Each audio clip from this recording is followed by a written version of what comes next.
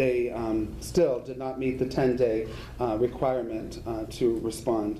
And also, I was a little disappointed that they refused to provide these records electronically as requested, as that would be the most cost-effective for the district and for myself, a member of the public. Instead I'm being asked to pay $57 for the records, and so I just think that I did request that it be provided electronically, and they refused to do that. I just view this as one more way that we kind of stick it to the parents and the public who are trying to stand up and advocate and ask questions, understand the process and what's going on. So I would ask that maybe they reconsider those costs, and also that they would put in place a process that, again, like I said, doesn't filter out parents and that abides by the timelines given for these procedures. Thank you. Okay, Susan? In your packet you have a chart. And this is what Dr. Hammond had requested the last meeting, so we were more than happy to put this together. We've only had 5 public record requests this year. So you can see that in each case, we have met the 10-day timeline, and then we sent a subsequent letter when we had all the items prepared and ready for pickup. And you had heard at a previous council meeting that there had been a delay, and I wanted to share the timeline accurately on number 3, that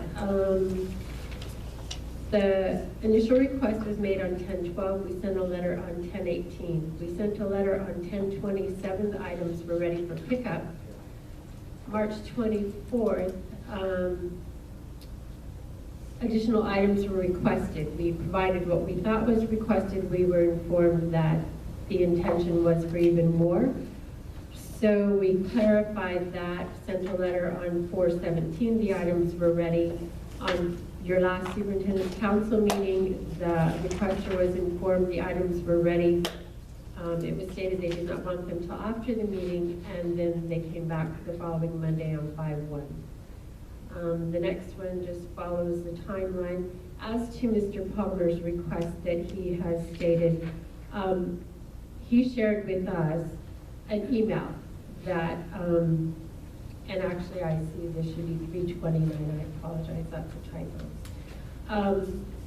An email that he had sent to us that showed the blind copy and everything, but we had never seen it. So we checked with the SBCSS IT department, because that is our IT department, and Oscar indicated that it had gotten caught in the spam, and we don't know why it got caught in the spam, but it did.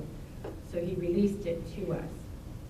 As you can see, we received the request on May 1st. By May 8th, we had a response to Mr. Palmer. I checked with County Council. We were totally legally appropriate in acknowledging the date that we first saw it, because we were already behind the timeline if you look at the date that it was sent, but we didn't receive it. So I thank you, Mr. Palmer, for bringing that forward, or we would not have known about it. This went to print this week. Karen had already sent a notice. We are providing 570 pages of documentation. It's our practice that people come into our office, they look through what we have and determine if they want all of it or not. We then copy all of what they want, and that's when we charge the 10 cents per copy. So a letter has been sent. It's available to you today if you want it. Karen can go through that with you after the meeting. Okay, moving on to number 6, public meeting notification process on Brown Act meetings. And Susan again.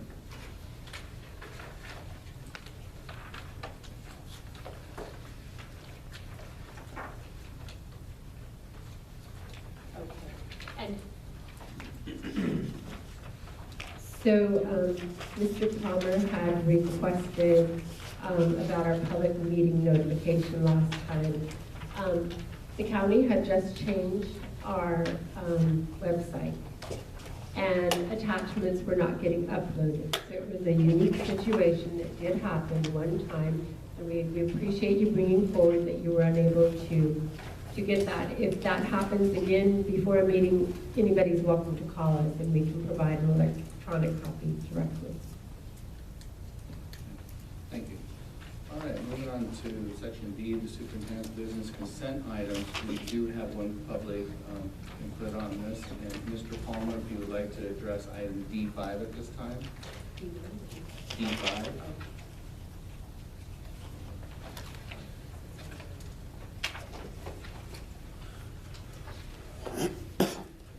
Yes, this is in regards to, litigation, a situation where, obviously, parents or the student weren't happy with what was happening and were asking for services. And I just noticed, this one of all of them, is that, we're open to paying the attorneys up to $10,000, and the service that they're receiving is 2 hours of consultation and training to the parents. Like, that is, wow, $5,000 an hour for training. I mean, this is where I'm talking about, where why don't we just work with the parents and pay for the 2 hours of training up front and not spend $10,000 on an attorney in exchange for 2 hours of training? This is ludicrous. This is absurd. And the problem is that the public doesn't know about it. And I do my best to try and inform people, but some things are so absurd, they don't even believe me. I can show them these things in writing, and they're so absurd they don't believe me, because they put their trust in you. They put their trust in you that you're doing the right thing. This is not the right thing. Throwing away $10,000 for 2 hours of service is absurd. Okay, at this time we will take items D1 through D15 for a motion for approval. Do I hear a motion for that? So moved. Okay. A second? Second. Okay. And any discussion on these items? Hearing none. All in favor? Aye. Any opposed? Okay, consent items are approved and passed. Moving on to section E, superintendent's business actions. We have the 2017-18 annual budget and service plan. Susan and Tim for that. I'll cover the annual budget plan, and I'll pass it to Susan to cover the rest. So the annual budget plan, the annual budget plan identifies the expected cost of special education services for the West End SELPA as a whole. This includes the SELPA, West End Student Services, and all 9 member districts. If you want to flip to the page after the narrative, and let me give everyone a chance to get there.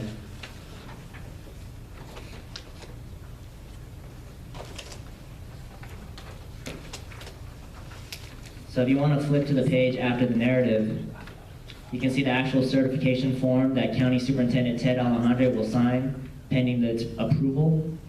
The page after that is the actual budget plan form that we submit, form number ABP-01. It's a 1-page form. The column in the middle is instructions for each of the rows. Row A is for revenue, state, federal, and general fund. And B, C, D, E, F, and G are all expenses pulled by Special Education Goal Code. So it very closely mimics our maintenance of effort report. The page after that is my summary. And you can see on the right-hand column, there's an ABP-01 next to most of the numbers. Any number with that notation next to it carried over to the form we just saw. In total, we're projecting $191 million spent on special education for the 17-18 school year. The amount of special education revenue we receive is more like 75 million. So the difference either comes from prior year fund balance or most likely general fund. The page after that is a detail for my summary. It has each district's expenditure and revenue projections. The expenditures come from your district's second interim for 2016-17. I take your second interim maintenance of effort report for the most part. I mentioned earlier that the SELPA and the county submit our budgets in February, so I'm able to pull the 17-18 budgets for West End Student Services and for the SELPA to add to this calculation. The revenues come from the projections you saw last month for AB 602 and mental health, and then we use any grant awards we received this year, we use it to project next year's grant. With any questions on the budget plan? Okay, so we'll... Thank you. Should we take a motion on No, we do it all as one, okay? So I would like to bring forward comments that were made by the public about the budget plan, then I'll go into the service plan and do the same for that committee that I think you're action, okay? So during the hearing, for those of you that were not here this morning, Mr. Palmer spoke about his request that there be less spent on litigation, and he commented that, as he could recollect, that 191 million is in the budget. This year it's prospective with 9 districts, and his recollection was 183 million in a previous budget when there were 10 districts. He asked some questions about the OMSD reserve discussion we had last time, and was questioning why there was an additional pot of money. The reserve is actually a portion of the X pot. We have a policy that we have kept $500,000 annually in a reserve. So the discussion was what portion of that would go to OMSD. So I just wanted to clarify that. And he stated that he is told often at IEPs that there is no money for a service. So now I will go into the annual service plan. Also this morning we did present a PowerPoint that went over the whole process about these 2 reports, and that they go to the CDE annually. We run a case miss pool and a run, and this first report that has all the X's on it has all of the codes that are available through case miss. And so each year we run that, and it tells us which ones we've adopted in this SELPA, which ones we've modified, which is none, and then which ones are not currently being used. So then if we were to use a 900 code, we would have to state the rationale, because the title of that is other, and we have none of those. So then we go to the report district by district, and there's one for the county also, which is the first one. And site by site within our SELPA, it describes the services that are currently on IEPs or IFSPs at each site within the county programs or within the district programs.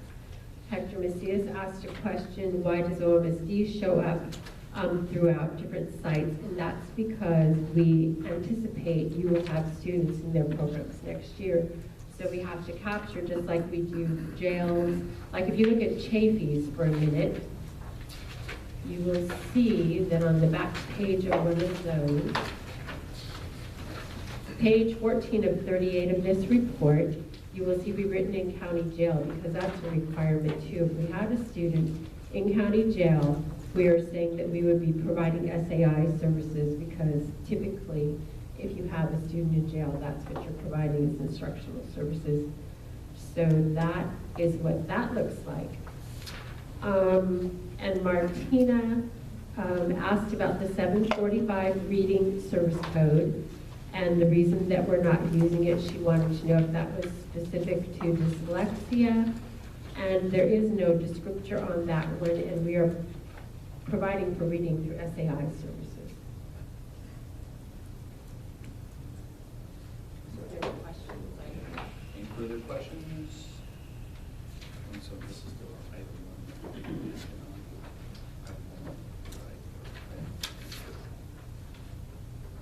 so this is separate. Okay, so at this time, we'll take a motion to approve item 1 on the annual budget. Do I hear a motion?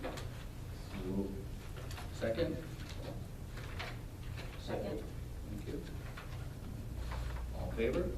Aye. Any opposed? No. Abstain. Abstain? Any? Okay, thank you very much. Okay, on to E2. Thank you. Tim? Thank you. Thank you, sir. These are our preliminary budgets for the 2017-18 school year. Before I get into the numbers, I want to stress the preliminary part. We actually submit these in February, so since then a couple things have changed. Number one, with the downsizing, our employees have been noticed, so we actually now know which employees are staying, which are going, which when we submitted our budget in February, It was more of a guess at that time. So the other thing that changed is in April, you guys approved the XPOT contribution rate of $34 plus, which included a projected increase to the XPOT. So that increase was not built into the February budget we submitted at this time.